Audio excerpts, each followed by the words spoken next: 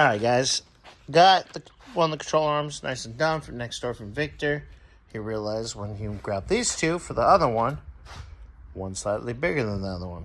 And it shouldn't be that way. So, somebody screwed up. So we're looking for another set right now.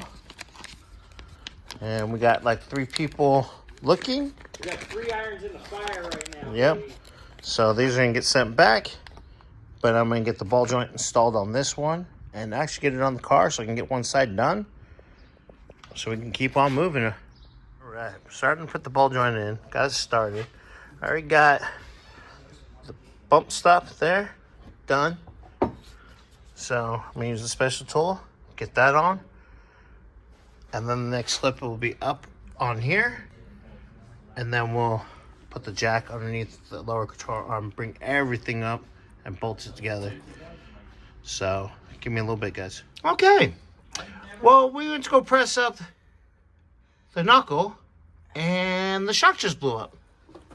That's impressive. I've never seen that. So that's going to be awesome.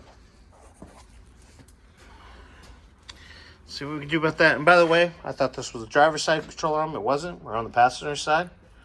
So that's awesome. Yay. Guess we get to figure out what we're going to do.